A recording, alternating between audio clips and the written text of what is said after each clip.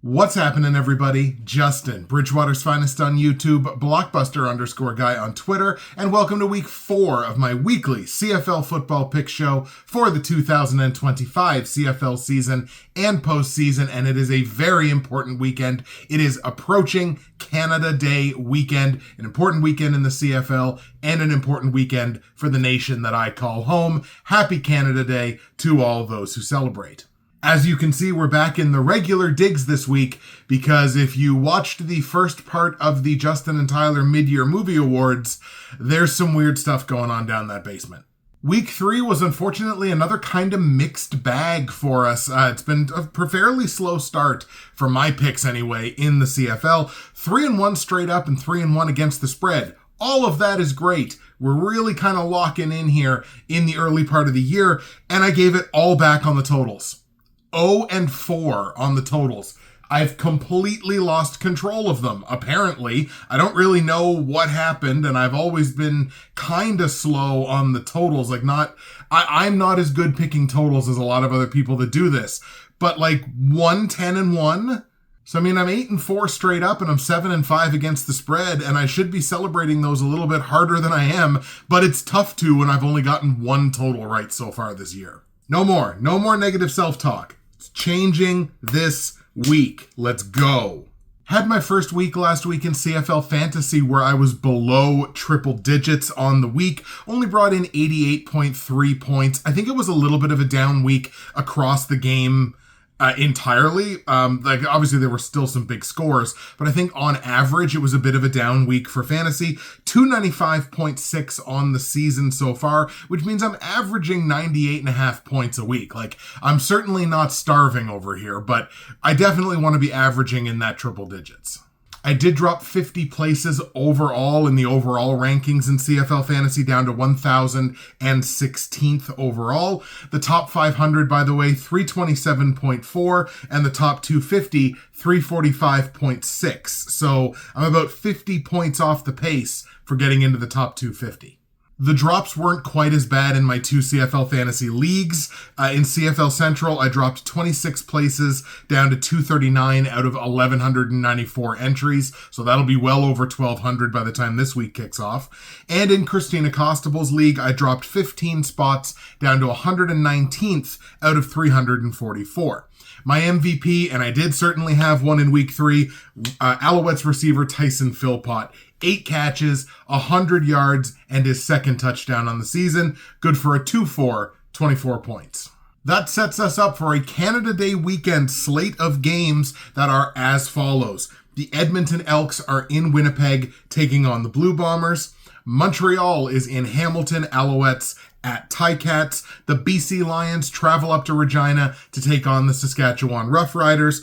And Toronto is in Ottawa for a Battle of Ontario. Calgary is off this week. Couple of decent-sized spreads this week, too. Winnipeg is a 9.5-point favorite at home against Edmonton, and the Riders are 5.5-point favorites at home against BC.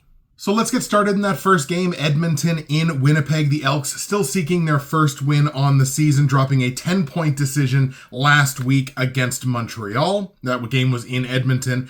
They went on a 22-10 run in the fourth quarter, but that was just as much about the Davis Alexander injury and the Alouettes kind of taking their foot off the gas pedal. They got a little sleepy there in the fourth quarter. The game was decided really by that point, but Edmonton certainly looked good in that fourth quarter. The O-line was leaky. I believe they allowed 4 quarterback sacks, and they turned the ball over 3 times, which spoiled a 400-yard game for the offense. I know Edmonton's only 2 games in, but the efficiency numbers do not look good. Yes, we're getting into the efficiency numbers now. Every team has played at least 2 games. The Elks, second from the bottom in the league in offensive efficiency, third from the bottom in the league in defensive efficiency. They're allowing league highs in yardage and points on the defensive side, and those numbers would look even worse was it not for the fourth quarter that they just put up in that game last week. So it could have been worse, I guess. In Winnipeg, the Bombers go back-to-back in pitching stifling efforts against the BC Lions. Last week, that included 3 defensive stops in the red zone for this Bombers defensive unit and generating 4 turnovers on the BC Lions. I think it was 2 interceptions off of Jeremiah Masoli and 2 fumble recoveries as well. Zach Collaros returned to action last week. A fairly tepid return. He did complete 72% of his passes, but it was only good for a $179 through the air, 2 touchdowns. He did offer up his own pair of interceptions. And the running back split was something that I thought was fairly interesting coming out of the game last week. We talked about Matthew Peterson and how Matthew Peterson had, a really solid game in relief of Brady Oliveira after Oliveira got hurt. Last week, we saw the debut of preseason sensation rookie running back Quinton Cooley. And the running back split, I think, was really interesting.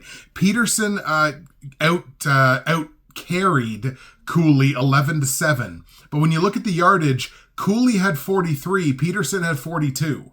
So Cooley had 1 more yard on 4 fewer carries. He definitely had he won the efficiency battle there. Looks like we're not going to have Brady Oliveira this week either. So the running back split, I think, is going to be really interesting in this game for the Bombers. Both of those wins for Winnipeg have been efficiency masterclasses. The Bombers are pitching elite scores on both sides of the ball, an 11.4 offensive efficiency and a 21.6 defensive efficiency, which again is in truly elite territory for defensive efficiency, regardless of the lineup, because they've had, starters in and out of the lineup, guys not fully healthy. It doesn't seem to matter who is out there for Winnipeg. And that's all despite allowing 40 more yards in their 2 games against BC than they gained on the offensive side. So taking that into consideration as well, it's just been masterclasses for Winnipeg. If there is something worth being concerned about, the Bombers are only on 5 days rest coming into this game. There's only been 1 team so far this year that has played a game on 5 days rest, and that was the BC Lions. They closed week 1, and then they opened week 2 against Winnipeg and kind of got beaten up. I don't think the Bombers are at risk here, but the fact that they're laying 9.5 points as a favorite, I really don't like that. So here's what I'm going to do. Taking the Bombers to win the game outright for sure. Winnipeg at home beats Edmonton. I am not laying the 9.5 points on Winnipeg, and that is solely because they're only on 5 days rest. 2 football games in the span of 6 days. I don't like that. No football player likes that either. But to ask me to lay double digits, basically, against the spread, I just can't do it. So Winnipeg wins. Edmonton covers the plus 9.5. This could be like a backdoor cover. Again, I don't think Winnipeg's at risk of losing this game, but a backdoor cover I think is on the table. Total in the game, 50.5 points. I do think this goes over. Again, I think the Bombers' defense might be a little tired, might get a little sloppy, and I think could very well allow not only a backdoor cover, but a backdoor over on this game. So over the 50.5 point total is what I like here in Edmonton, Winnipeg. Let's go 30-24 in favor of the Blue Bombers. Bombers win. Elks cover the plus 9.5. Give me an over on the points.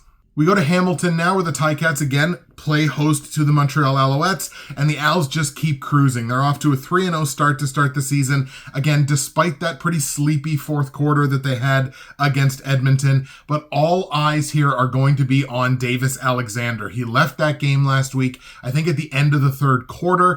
McLeod Bethel-Thompson came in, I think went like 6 for 8 with like 77 yards, I think it was, or something like that. So he came in and kind of did what he needed to do, but Montreal unquestionably allowed Edmonton at least somewhat back into that game in the fourth quarter. Definitely took their foot off the proverbial gas pedal. Davis Alexander, when he left that game, was completing 83% of his passes, had put up 254 through the air, 3 touchdowns, no picks, probably on his way to a career game, and we're certainly watching the injury reports here. It was described as precautionary, his exit from the game last week, but kind of TBD on that one. Were it not for the existence of the Winnipeg Blue Bombers, the Montreal Alouettes would be far and away the efficiency kings of the CFL, pitching an 11.6 on the offensive side, which I think is only like 2/10 behind Winnipeg, so very, very close and comparable there. And a 16.5 on the defensive side, again, second only to the Bombers. And that's also been kind of regardless of lineup. They've had some guys in and out of their lineup. I guess they have to settle for just being the number one total offense in the CFL, the number one total defense in the CFL, also allowing a league low 5.77 yards per play on the defensive side, including only 4.9 yards per play on first down. That defense puts itself in good situations, gets off the field. In Hamilton, the Ticats come off of their bye following a 5-point loss to Saskatchewan. Fairly competitive game throughout. A very back and forth game. The Ticats led that game at halftime, so they had reasons to feel good, I think, coming out of that game a couple of weeks ago. Kenny Lawler was an absolute monster in the receiving game. Caught 8 balls for $162 through the air. They got buried by bad run defense and the Rolly Milligan pick 6, which kind of wound up being the difference in that game. If you're Hamilton, it would be tough not to feel like you kind of deserve a little bit better than the 0-2 record that you've got coming into this week. Their 14.7 offensive efficiency is 4th in the CFL right now, so they might not be always gaining a ton of yards, but they're doing good things with the yards that they're gaining. So, I mean, they're a good offense. Their defense has just been very, very, very problematic. They're second from the bottom in the entire league in terms of yardage allowed and points allowed. It's just tough to overcome that. It is going to be hot, humid, and a chance of rain in this game in Hamilton this week. Feels like a low-scoring affair or lower-scoring affair under those conditions, which honestly plays right into the hands of the Montreal Alouettes. You've got to take the better defense in a situation like that. Watch for the Davis Alexander update, and it's not just Davis Alexander either. Sean Thomas Erlington is not practicing right now. I don't think Austin Mack is practicing right now. Montreal is a little beat up here, entering their 4th game of the season, so they still, again, have not had a bye yet this year. So, I mean, the chance is certainly there. I don't think Montreal's at super huge risk of losing this game, but I guess the possibilities are certainly there. Anything can happen in the Canadian Football League, ladies and gentlemen. I am going to take the Montreal Alouettes to get the win, even though Hamilton is coming fresh off of their bye. Let's take the Owls to beat the Ticats. On the line, Hamilton's taking +2.5 here as a home dog, but that's a good reason why they're only taking +2.5 is we don't know the quarterback situation. We know there's injury issues really on both teams' parts. But got to lay the -2.5 on Montreal because I like them to win.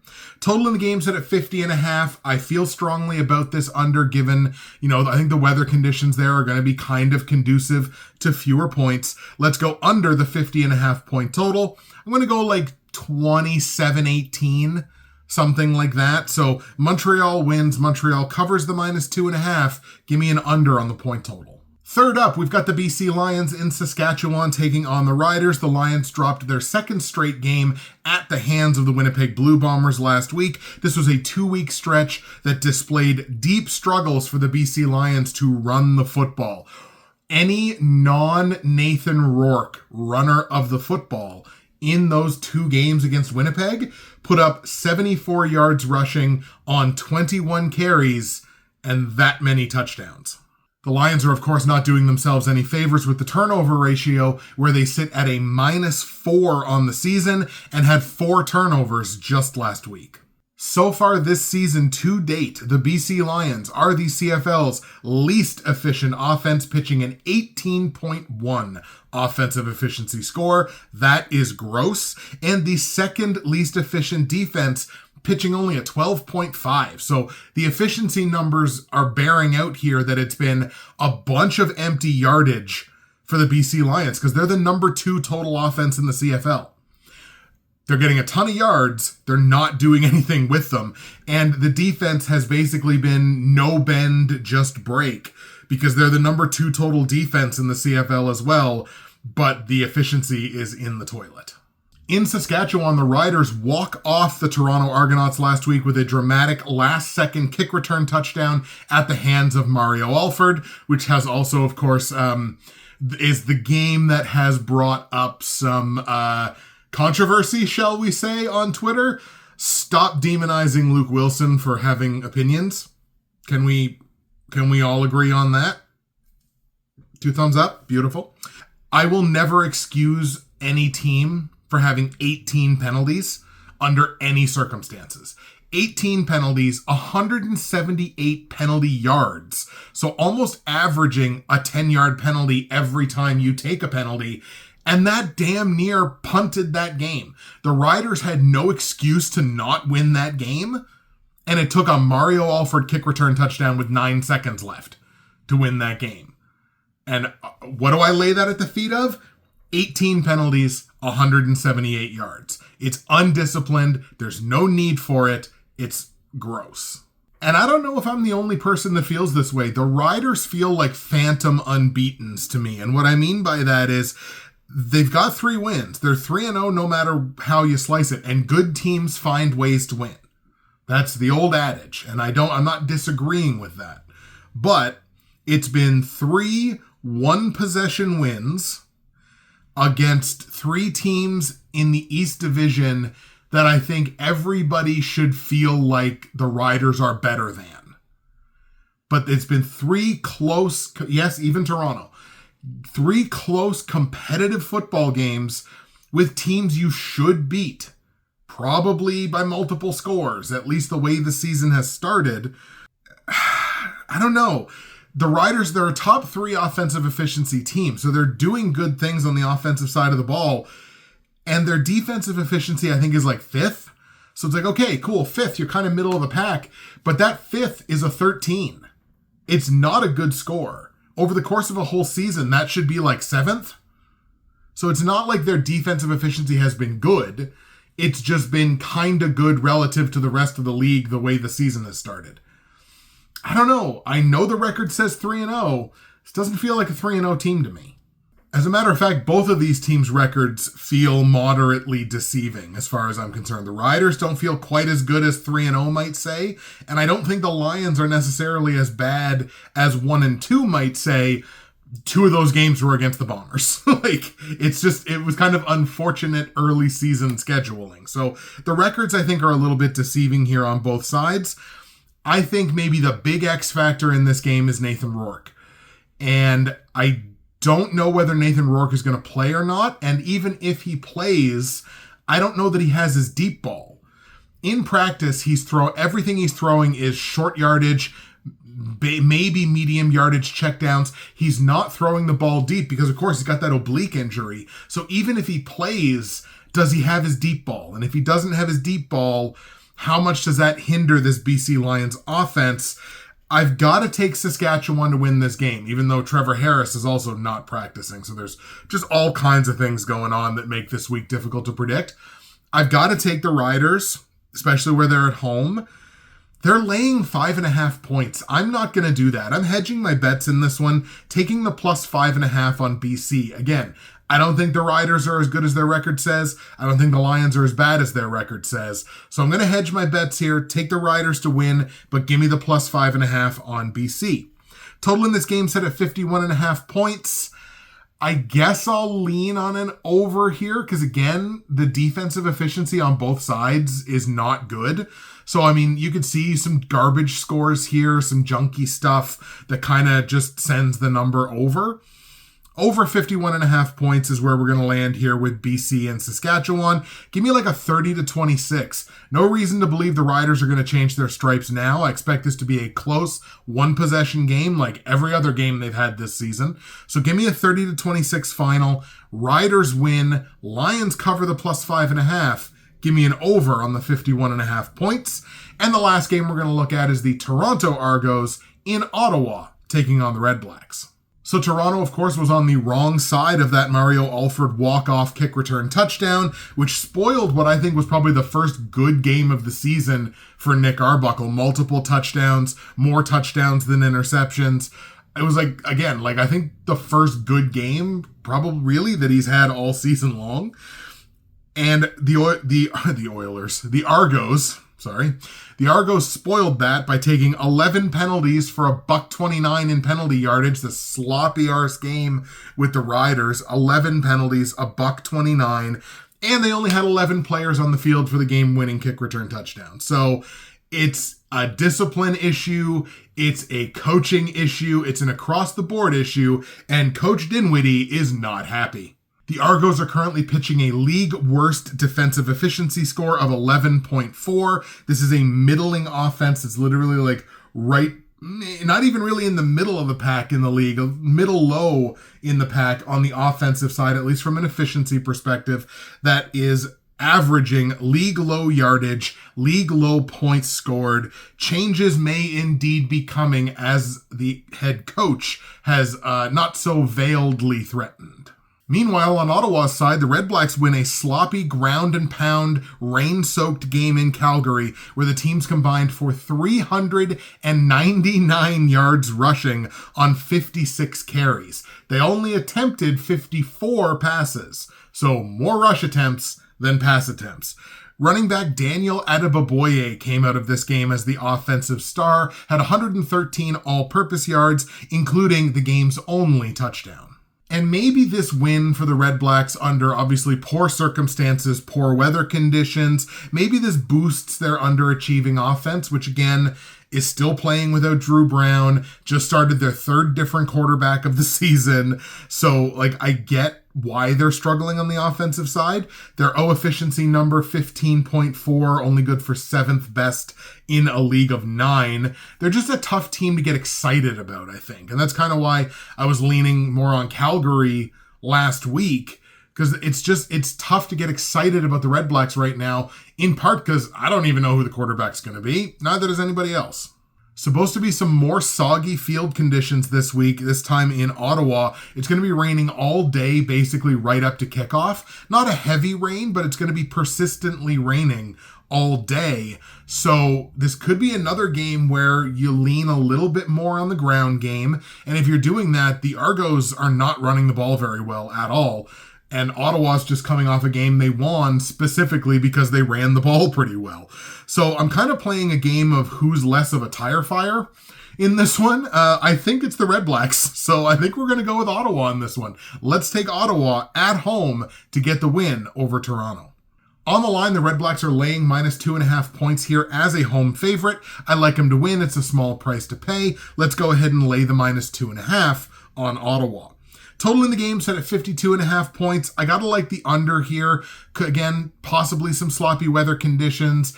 Two teams that kind of struggle to score points. So I think we're going to go ahead and grab an under here. Let's go under the 52.5 point total in Ottawa, Toronto. Let's go like a 24-20, something like that, for the REDBLACKS, who win, cover, and stay under the point total. Now, we ready to redeem ourselves in CFL Fantasy? My Week 4 CFL Fantasy roster is not ready yet. So here's the problem. There's a lot of players we don't even know whether they're playing this week or not. Honestly, very few players have been definitively ruled in or out. So at this point, any roster that I give you is an absolute lie. What I will tell you is who I'm kind of looking at right now, and my actual finished roster will be down in the comments down below once I finalize it. But here's kind of who I've got penciled into some slots. Quarterback, I'm going to go Zach Collaros. He wasn't overly impressive last week, but he's the only guy that I pretty well know for a fact is going to play. My running back combo, AJ Ouellette, pretty confident in his abilities. And I want the Montreal starting running back. I just don't know who it's going to be. Sean Thomas Erlington is not practicing. It could be Stewie Scott. It could be Thies, Keon Hatcher, Kenny Lawler, Tyson Philpott. I feel really good about that 1, 2, 3, even regardless of whether Davis Alexander starts for Montreal. Philpott is quarterback proof, so I got no problem with that whatsoever. And I think I'm leaning on the REDBLACKS on the defensive side. I expect that to be the lowest scoring game, getting a good price on them, and they're averaging about 5 points a game on the defensive side in fantasy. So there are worse plays on the defensive side, I believe, this week. There you go, folks. Those are the picks and plays for Week 4 in the CFL. Canada Day weekend. Let's go over them here with you one more time. I've got the Winnipeg Blue Bombers beating the Edmonton Elks 30-24, taking the plus 9.5 on Edmonton in a game that goes over 50.5 points. I got the Montreal Alouettes beating the Hamilton Ticats in Hamilton 28-18, laying the minus 2.5 on Montreal in a game that stays under the 50.5 point total. I got the Saskatchewan Roughriders beating the BC Lions 30-26. I am taking the plus 5.5 on the BC Lions in a game that goes under the 51.5 point total. And I got the Ottawa REDBLACKS beating the Toronto Argonauts 24-20. We will lay the minus 2.5 there on the REDBLACKS in a game that stays under 52.5 points. That's it for me, Justin, Bridgewater's Finest on YouTube, Blockbuster_guy on Twitter, in the middle of a heat wave outside, but the picks have never been hotter, except for the totals. Hopefully that turns around this week. Enjoy the games, enjoy Canada Day weekend, be safe, love each other, have a great time. We will see you again for week number 5.